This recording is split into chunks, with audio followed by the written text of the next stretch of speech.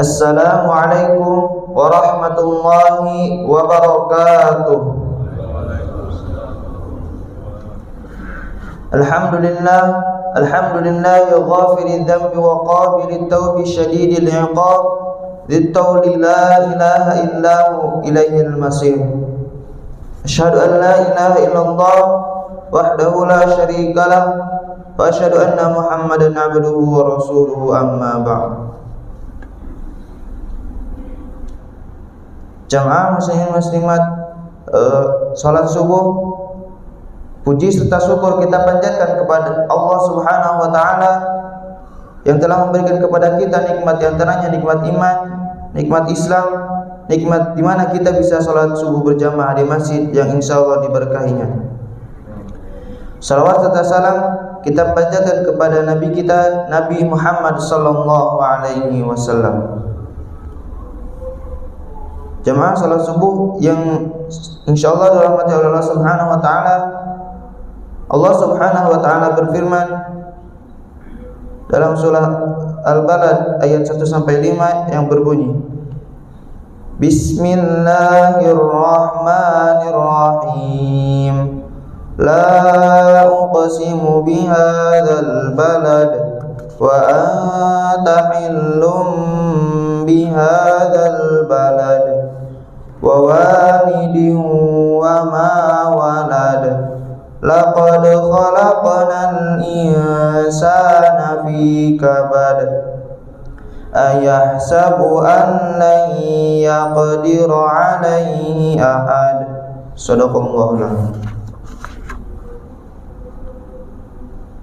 Ayat surat Al-Balad ayat 1 sampai 5 diawali dengan pengemukaan sumpah dan mengenai keadaan yang harus dihadapi oleh manusia ketika hidup di dunia. Hidup mereka akan penuh perjuangan melewati berbagai cobaan, dan siapapun tidak diperkenankan untuk bersifat sombong sedikit pun. La uqsimu bihadzal balad.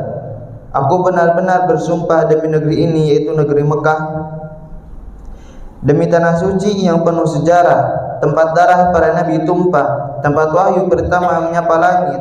Ini bukan sekedar kota, ia adalah saksi darah, air mata dan doa. Disinilah Ibrahim meninggalkan anak dan istrinya. Disinilah Muhammad sallallahu alaihi wasallam memulai risalah langit. Dan disinilah ujian dan keteguhan menjadi pelita. Sumpah ini bukan sekedar janji, tetapi penegasan betapa agungnya pesan yang akan tiba. Wahai ayah bunda, dengarkan dengan hati yang telah dewasa oleh waktu. Allah bersumpah karena yang disampaikan bukan biasa-biasa, tapi kebenaran agung untuk jiwa yang mencari makna. Wa anta hillum bihadzal balad. Dan engkau Muhammad bebas berada di negeri ini. Rasul pernah ditolak di kota kelahirannya sendiri, namun Allah nyatakan engkau berhak berada di sini. Ini bukan sekedar tempat, tapi medan perjuangan yang suci. Wahai ayah bunda, hidupmu adalah perjalanan dakwah.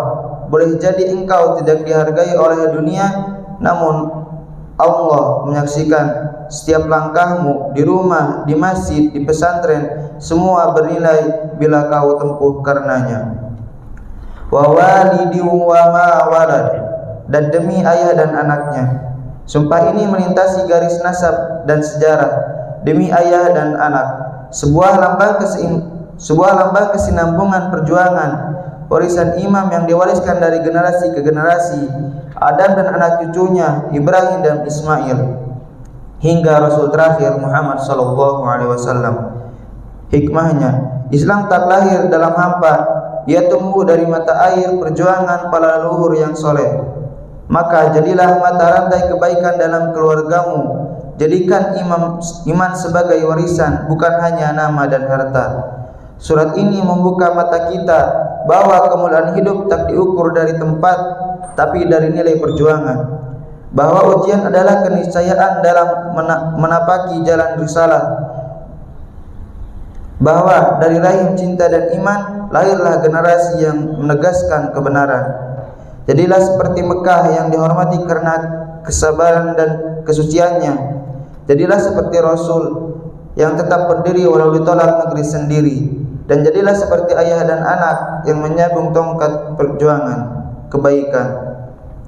Karena hidup ini bukan untuk berdiam, tapi untuk melangkah menuju ridha Tuhan.